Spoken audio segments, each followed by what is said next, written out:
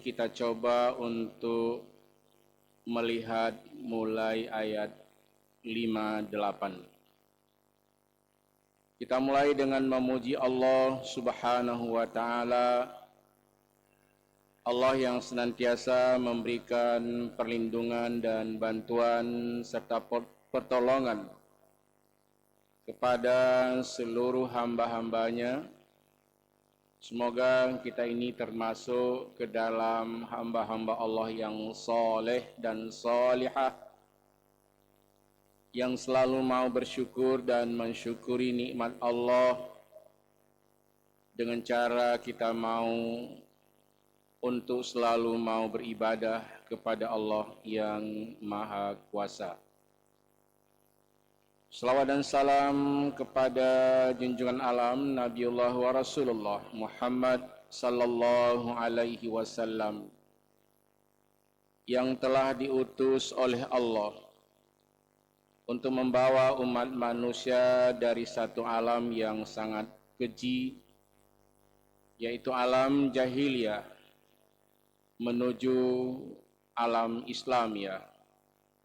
Dan Rasul kita telah membawa umat manusia dari alam kegelapan menuju alam yang terang benderang, dari alam kekufuran dan kemusyrikan menuju alam iman dan takwa kepada Allah Azza wa Jalla.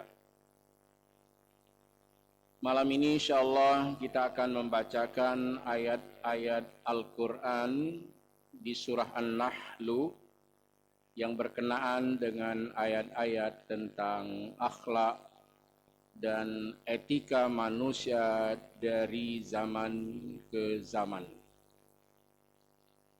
Di surah An-Nahl ayat 58, Allah menceritakan satu masa yang pada masa itu terputus Nabi dan Rasul, yaitu satu alam yang disebut dengan alam jahiliyah. Dan pada masa itu fatrah, tiada Nabi, tiada Rasul yang menyampaikan dakwah dan risalah. Kejadian-kejadian di zaman jahiliyah ini amatlah menakutkan, ngeri, dan sangat tidak masuk akal kalau kita kaji tentang akhlak-akhlak manusia ini dari zaman ke zaman. Zaman jahiliyah ini termasuk suatu zaman yang amat mengerikan dan keji. Salah satu kekejian yang mereka lakukan, Allah Subhanahu wa taala memberitahu kepada Rasul kita Muhammad sallallahu alaihi wasallam melalui malaikat Jibril, dan Rasulullah sallallahu alaihi wasallam di zamannya juga melihat.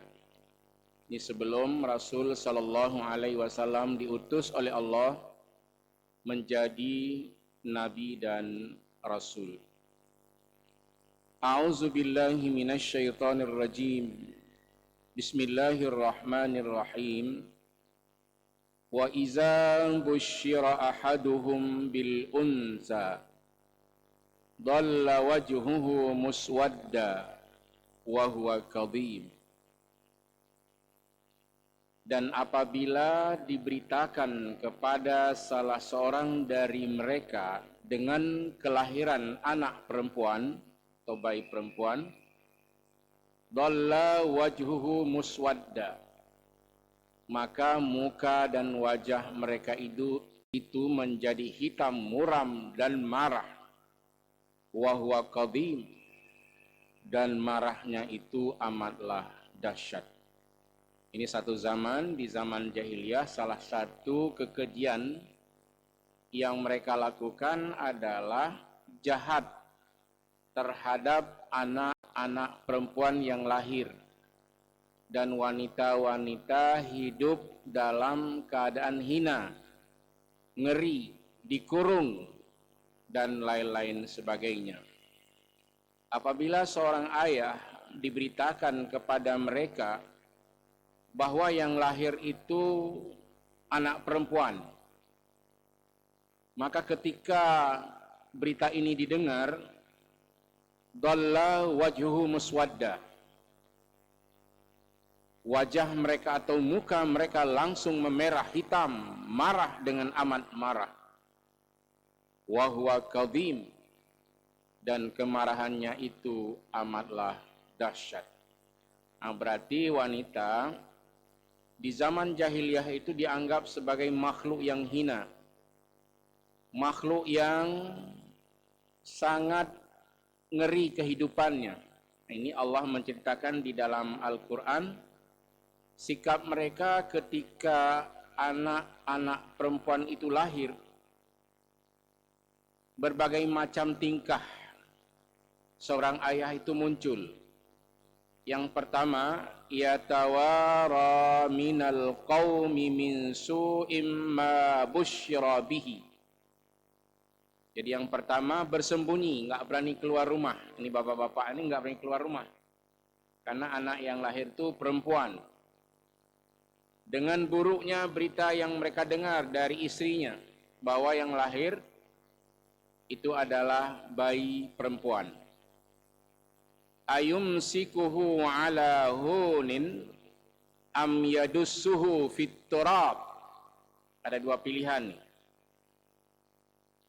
Anak perempuan, bayi perempuan yang sudah lahir ini, timbul pikiran dari seorang ayah, ini saya rawat atau saya pelihara dalam keadaan hina, saya kurung dia, tak boleh keluar, tak boleh ada satu orang pun yang tahu bahwa di rumah ini lahir anak perempuan. Yatawara minal qaumi min su'im ma busyra bihi. Mereka ini bersembunyi. Ini bapak-bapak di sana, di zaman jahiliyah, anaknya sudah lahir, tapi jenis kelaminnya perempuan. Setelah anaknya lahir, yatawara minal qaumi min su'im ma busyra bihi. Bersembunyi dari orang banyak, dari masyarakat, itu bersembunyi. Ini bapaknya yang bersembunyi. Karena malu di rumahnya ada anak perempuan. Karena ada berita buruk. Jadi lahir anak perempuan itu dianggap sebagai berita buruk yang memalukan. Ma busyra bihi, dengan berita yang telah didengarkannya, ternyata yang diharapkan yang lahir itu anak laki-laki, ternyata yang lahir perempuan. Amat malu mereka ini. Itu zaman sebelum Allah mengutus Nabi kita Muhammad sallallahu alaihi wasallam yang disebut dengan zaman atau masa jahiliyah. Lalu timbul pikirannya, ayumsikuhu ala hunin am yadussuhu fit turab. Ini dua pilihan. Ini anak ini saya pelihara, saya rawat, tapi dalam keadaan hina, dikurung dia, tidak boleh keluar, tidak boleh dilihat oleh siapapun, seakan-akan tidak ada bayi yang lahir di rumah itu. Am yadussuhu fit turab, atau dikuburkan hidup-hidup ke dalam tanah. Ini diinjak-injak. Betapa dahsyatnya orang jahiliyah, anaknya sendiri yang lahir, yang dia tidak menginginkan anaknya yang lahir itu adalah perempuan. Ternyata dengan takdir Allah, anaknya itu berjenis kelamin perempuan. Pertama, ayahnya sangat malu dengan kehadiran anak perempuan.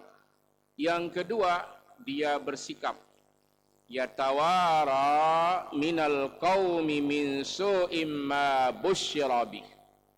Bapak ini bersembunyi, nih ayah ini bersembunyi dari masyarakat, dari orang banyak, karena ada berita buruk yang dia dengar. Lalu timbul dua pikirannya, ini saya pelihara dalam keadaan sembunyi-sembunyi, dalam keadaan hina, saya kurung anak saya ini, kalau dia keluar saya siksa. Am yadussuhu fit turab, atau saya lemparkan ke dalam tanah, saya injak-injak Saya kuburkan hidup. Nah, ini dahsyat sekali. Ala sa'a ma yahkumun. Alangkah buruk tindakan dan pemahaman mereka. Ini kita cerita dulu sedikit sebelum kita pindah ke ayat berikutnya. Kalau di zaman sebelum zaman Nabiullah Ibrahim alaihissalam, itu tidak ada beda. Laki perempuan disembelih, dibunuh. Tidak ada beda. Itu di zaman Zoroaster itu bahaya sekali. Anak-anak perempuan tiap tahun diambil satu orang, dipotong lehernya, dipersembahkan ke Sungai Nil yang ada di Mesir itu. Kemudian ada bayi-bayi lahir, baik perempuan maupun laki-laki, dibunuh dan lehernya dipersembahkan ke dewa-dewa Ba'la, ke dewa-dewa lainnya, Tuhan-Tuhan patung. Begitulah pemahaman mereka. Manusia disembelih pada waktu itu tidak mesti perempuan, laki dan perempuan. Maka hadirnya Nabiullah Ibrahim alaihissalam, Allah ingin menghapus suatu kebiasaan yang amat kejam ini. Allah wahyukan kepada Nabiullah Ibrahim alaihissalam melalui mimpi, dan mimpi para nabi itu adalah wahyu untuk menyembelih putranya. Ibrahim mau melaksanakannya dengan segala keikhlasannya. Anaknya pun bersedia. Ya bunayya inni ara fil manam anni azbahuka fanzur maza tara. Qala ya abati if'al ma tu'mar satajiduni insya'allahu minas sabirin. Wahai anakku, aku melihat di dalam, ayahanda melihat di dalam mimpi, Allah perintahkan kepadaku untuk menyembelihmu, wahai anakku. Fanzur maza tara. Bagaimana pendapatmu, wahai anakku, wahai buah hatiku? Yakinkah ananda bahwa ini perintah Allah? Ismail menjawab, Qala ya abati if'al ma tu'mar. Wahai ayah, laksanakanlah apa saja yang diperintahkan oleh Allah kepadamu. Satajiduni insya'allahu minas sabirin. InsyaAllah ayahanda akan mendapatiku dalam keadaan sabar. Ini hebat sekali. Allah Subhanahu wa taala membuat suatu pelajaran mau'izah yang sangat tinggi. Meskipun nanti tidak terjadi sembelihannya, tapi Allah ingin melihat keikhlasan Nabiullah Ibrahim alaihissalam. Allah ingin melihat keikhlasan Ismail alaihissalam. Akhirnya mereka berdua berserah diri kepada Allah Subhanahu wa taala. Yang satu siap untuk menyembelih, yang satu lagi sudah sangat siap untuk disembelih atau dijadikan kurban.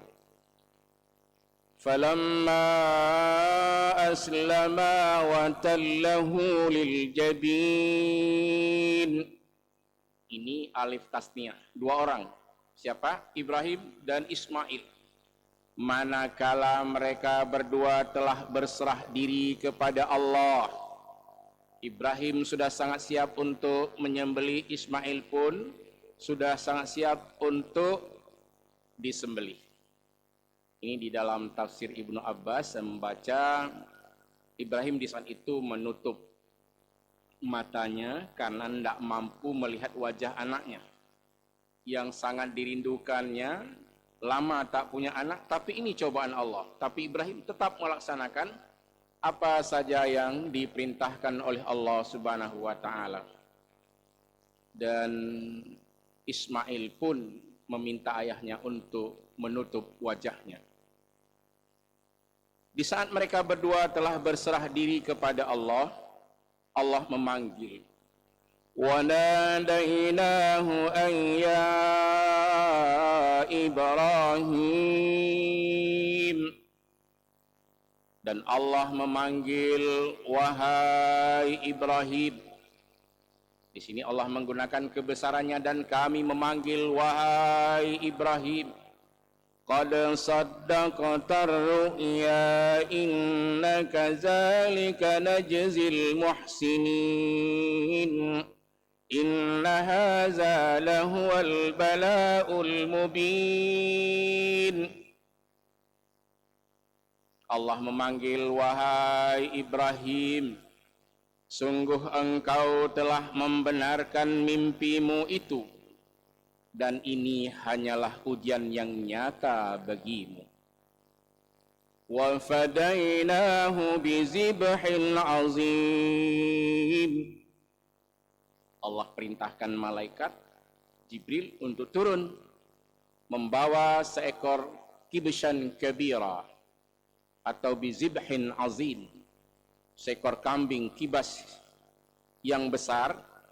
Tubuh Ismail digeser oleh malaikat, diganti dengan kibshan kabira, kibas yang besar. Yang disembelih oleh Ibrahim pada waktu itu bukanlah Nabi Ismail alaihissalam. Ini kita harus bisa menghafalnya. Yang disembelih oleh Nabiullah Ibrahim alaihissalam pada waktu itu bukan Nabi Ismail.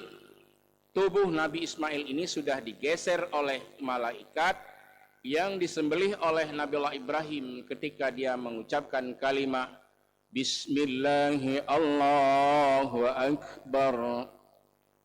Maka yang disembelih itu adalah kibshan kabira atau bizibhin azim. Bukan leher Ismail, tapi leher kibshan kabira atau bizibhin azim.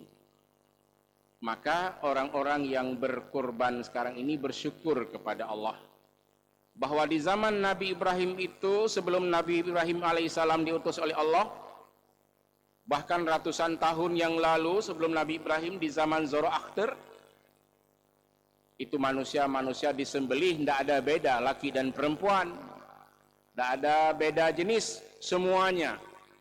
Setahun sekali wanita-wanita cantik disembelih, dipersembahkan ke sungai Nil, bayi-bayi yang lahir baik laki perempuan, semuanya disembelih, lehernya dipersembahkan ke, mereka percaya kepada jin, kepada dewa, kepada patung-patung, berhala-berhala dan lain-lain sebagainya. Allah memberi pengetahuan kepada Ibrahim alaihissalam bahwa manusia diciptakan oleh Allah bukan untuk disembelih, bukan untuk dikurbankan, tetapi yang disuruh adalah berkorban dengan binatang ternak.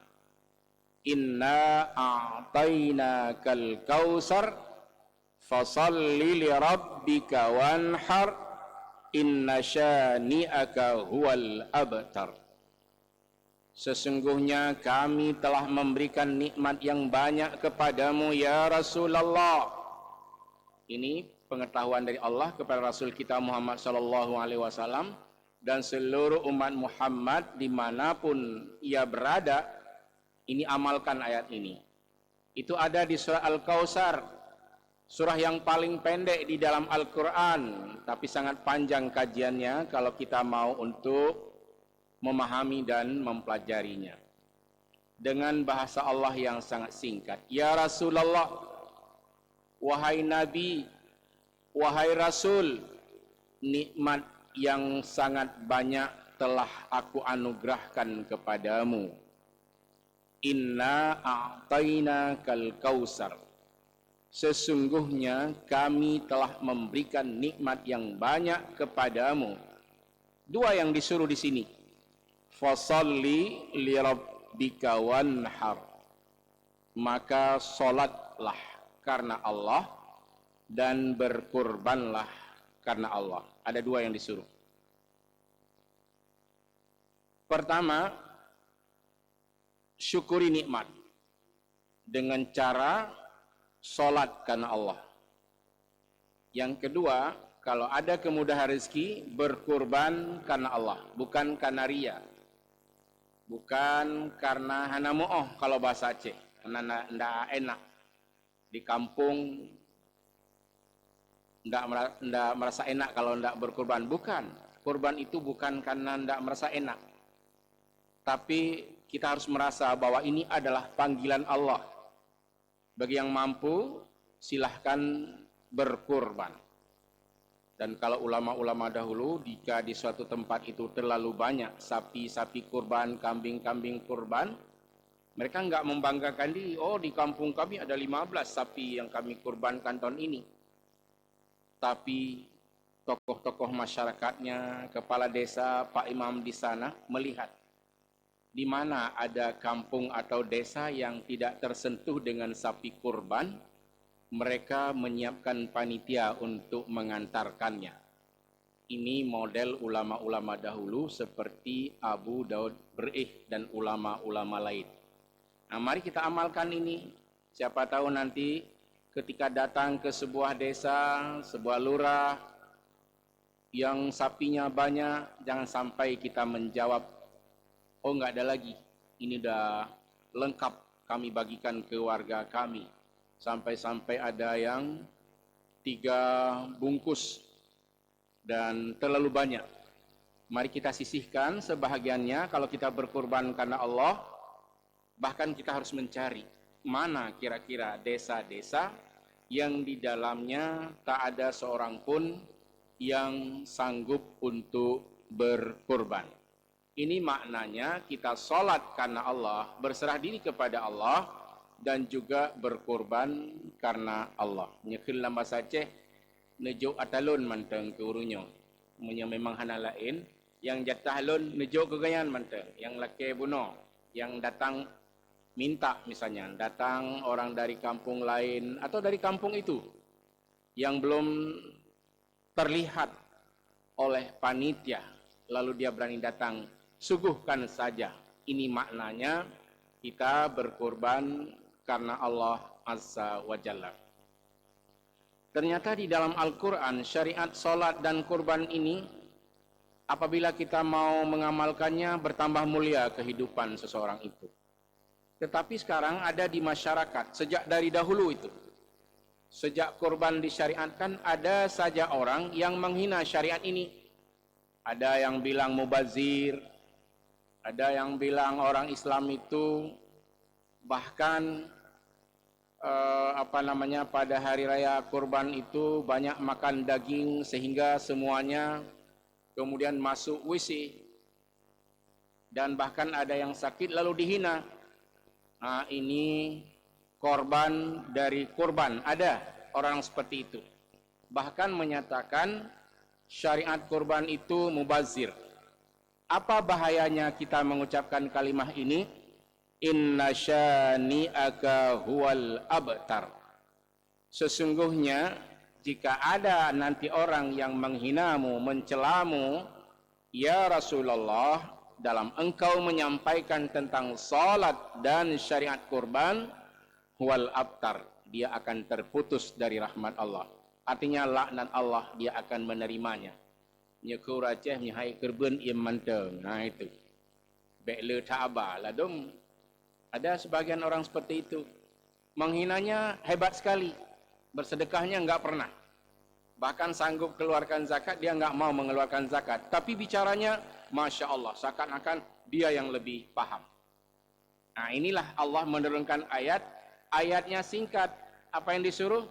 Mari kita bersyukur kepada Allah dengan harta yang disuguhkan oleh Allah, yang dianugerahkan oleh Allah, bayar zakat.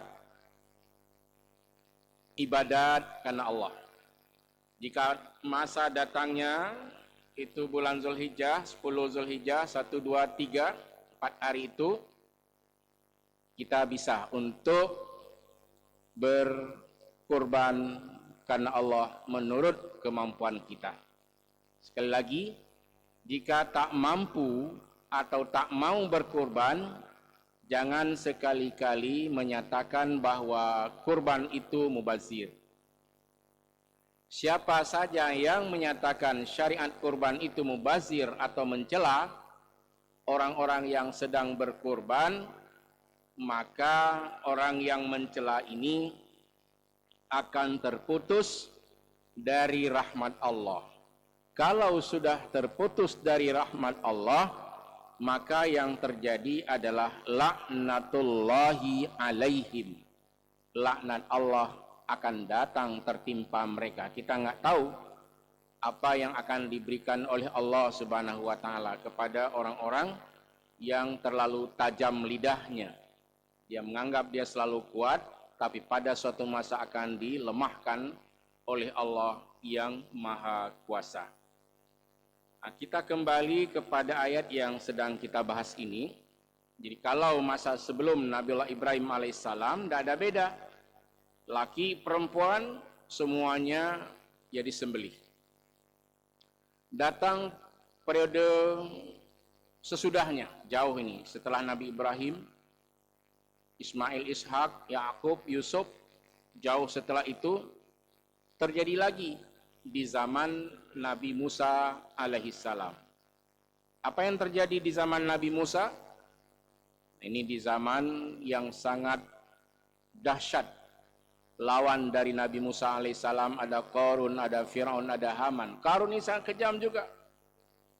Dia demi untuk mempertahankan kekuasaannya tidak boleh ada di zaman Fir'aun itu ada anak laki-laki yang lahir.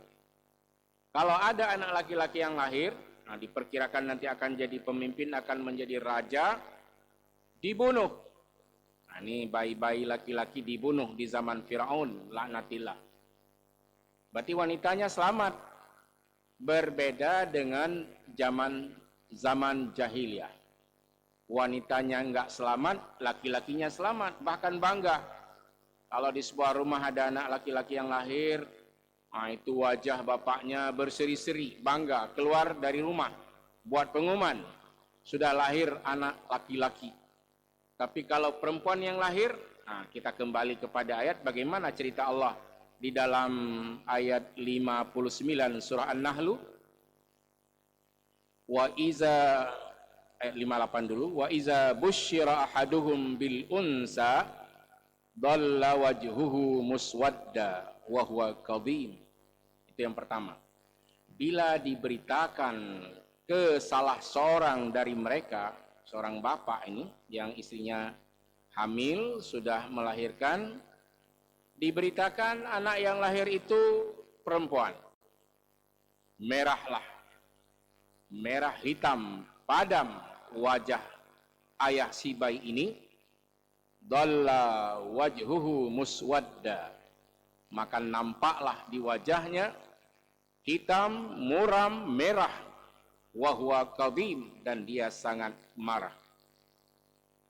Tindakan ayah ini berikutnya, yatawara minal qaumi min su'im ma busyira bihi. Bapak ini bersembunyi dia dari keramaian, dari masyarakat, min su'im ma busyira bihi, karena ada berita buruk yang diterimanya. Timbul dua pikiran, ayumsikuhu ala hunin am yadussuhu fit turab. Anak ini kita pelihara tapi dalam keadaan hina, kita kurung dia. Ini sepakat nih, suami istri sepakat, kita kurung menteng mengabai depelegok, dikurung di rumahnya, tidak boleh keluar. Kalau dia keluar, sembunyi-sembunyi mau keluar, dibunuh juga. Atau yang kedua, supaya orang tidak tahu bahwa di rumah kita ini ada bayi yang lahir yang perempuan, am yadussuhu fit turab, atau kita injak-injak saja di dalam tanah, kita kuburkan hidup-hidup. Ini betapa dahsyatnya kejahilan kebodohan di zaman jahiliyah. Jadi anak iba bak kubu kedeh jipoh, kemudian dalam tanah biji disiksa. Anaknya diba dalam tanah lalu jipoh serta disiksa. Ini terjemahan di dalam bahasa Aceh. Am yadussuhu fit turab, anaknya diba dalam tanah lalu jipoh serta disiksa. Jipoh udip-udip memang hana trip kagadoh nyawa. Itulah yang dimaksud oleh Allah. Am yadussuhu fit turab, atau mereka bunuh bayi ini hidup-hidup, diinjak-injak dan mati. Dan itu terjadi di zaman jahiliyah. Maka Allah berfirman, ala sa'a ma yahkumun, sungguh sangat buruk tindakan mereka. Kita alhamdulillah dengan syariat Islam, dengan bimbingan ajaran Islam, bagaimana kita sayang kepada putra-putri kita. Seorang bapa, seorang ibu sedikit pun tak boleh kena. Jangankan kena batu, angin pun tak boleh kena. Begitu syariat Islam ditegakkan. Si anak itu kalau tidak ada kasih dan sayang dari ayah dan ibunya, dia mungkin akan makan tanah, akan makan batu, diambil apa saja oleh si bayi yang tak paham. Tapi betapa syariat Islam ini agung sekali. Seorang bapa akan marah besar jika anaknya ini disakiti oleh orang lain. Seorang ibu tidak bisa tidur kalau anaknya sakit. Ayah juga seperti itu. Hebat sekali ajaran Islam. Anak laki, anak perempuan disayangi. Kalau engkau tidak menyakiti hati seorang ayah, maka engkau jangan menyakiti hati anaknya. Nah itu saja. Hebat sekali ajaran Islam itu. Seorang bapa, seorang ibu, dia sangat sayang kepada anaknya, baik laki-laki maupun perempuan, baik sehat maupun cacat. Ada orang ditakdirkan mungkin anaknya cacat, bersyukurlah kepada Allah, rawat dia. Bahwa dengan pemberian Allah itu, Allah akan memberikan hal-hal lain kepada keluarga tersebut. Allah mudahkan rezekinya, Allah berikan dia sehat walafiat dalam lindungan Allah yang Maha Kuasa. Sayangi semua anak dengan penuh kelembutan. Birru abaukum tabarrukum abnaukum. Ini teori pendidikan yang diajarkan di dalam Islam. Cara mendidik anak, pertama kita yang sudah dewasa ini berbuat baik kepada ayah dan ibu, sehingga anak-anakmu akan berbuat baik kepadamu. Maka jangan kasar. Kalau bicara dengan ayah dan ibu, bicaralah dengan lembut. Kalau seorang bapa sudah berkeluarga, bicara dengan ayah dan ibunya dengan kasar, si anak melihat, maka sedikit pun si anak tidak menghormati ayah dan ibunya, karena ayah dan ibunya berbicara kasar dengan kakek dan neneknya. Maka Nabi bersabda, salah satu teori pendidikan yang harus diamalkan oleh seluruh kaum muslimin dan muslimat, birru abaukum tabarrukum abnaukum. Berbuat baiklah kepada ayah dan ibumu, semoga anak-anakmu bisa berbuat baik kepada dirimu. Baik, hebat teori pendidikan dalam Islam. You pegat, you pegah abang ayah begat-gat, ngurung tuha begat, nganggure begat. Dengan guru-guru kita santun dalam kita berbicara, dengan orang yang lebih tua dari kita santun dalam kita berbicara, sehingga adik-adik yang melihat, hebat nih bapak ini. Jadi bicaranya santun, nah dia bisa menjadikan bapak ini menjadi suri dan tauladan dalam hidup dan kehidupannya. Bapak ini orangnya pintar tapi nggak sombong. Bapak ini orangnya cerdas tapi akhlaknya sangat bagus. Nah inilah yang ditiru sejak masa Rasul Sallallahu Alaihi Wasallam dan dari zaman ke zaman. Kunci yang pertama yang dilakukan oleh orang jahiliyah, kalau anaknya yang lahir perempuan, dia malu keluar ke masyarakatnya, kemudian timbul dua pikiran dalam merawat anak perempuannya. Pertama, dia rawat dalam keadaan hina, dikurung, disiksa. Atau yang keduanya adalah dengan cara dia menguburkan bayi-bayi perempuan atau anak-anak perempuan yang sudah selamat, bahkan selamat sampai dengan 6 tahun, 10 tahun, masih juga benci dia melihat anak perempuannya, sehingga yadussuhu fit turab, dilemparkan ke dalam tanah, diinjak-injak dan dikuburkan hidup-hidup. Betapa keji dan kejamnya orang-orang yang hidup di zaman jahiliyah. Ala sa'a ma yahkumun, sangat buruk sekali tindakan, akhlak dan ketetapan yang mereka tetapkan itu. Ini jahilnya masa jahiliyah, bukan hanya bodoh tapi keji dan kejam. Tidak ada sedikit pun rasa kasih dan sayang walau kepada anaknya sendiri. Meskipun dia anak perempuan, itu kan anak kandung. Bahkan Nabi bersabda, kalau seorang bapak dan ibu sanggup merawat 3 anak perempuannya, dan anak perempuannya ini menjadi anak yang solihah, maka syurga menantinya. Jadi bersyukur kita kepada Allah. Jangan benci lahir anak perempuan, berdoa saja. Siapa saja yang ditakdirkan oleh Allah, anak laki, anak perempuan, pelihara dia, rawat dia. Nah, bahkan kalau ada sampai dengan 3 anak perempuan, kemudian bapak dan ibu merawatnya dengan sangat bagus, menjadi anak yang salihah, maka Allah akan mengumpulkannya di dalam surga Allah Azza wa Jalla. Tapi dengan catatan, bukan hanya mendidik anaknya yang perempuan bisa 3 orang, tapi dia sendiri malas di dalam mengerjakan sholat. Ini yang dimaksud oleh Nabi, bapaknya taat, ibunya taat, kemudian anak-anaknya taat, baik laki maupun perempuan, maka Allah akan mempertemukan nanti di dalam surga yang telah dijanjikan oleh Allah. Udkhulul jannata antum wa azwajukum tukhbarun. Masuklah engkau ke dalam surga bersama dengan istri dan pasangan-pasanganmu serta seluruh keluargamu dengan penuh gembira dan bahagia. Semoga ceramah dan tausiah kita atau kajian kita malam ini, meskipun 1 ayat, mudah-mudahan kita menjadi hamba-hamba Allah yang berakhlak mulia seperti yang dituntun oleh Allah dan yang diperlihatkan oleh junjungan kita Muhammad sallallahu alaihi wasallam. Amin ya mujibas sailin. Hadanallah wa iyyakum ajmain. Wassalamu alaikum warahmatullahi wabarakatuh.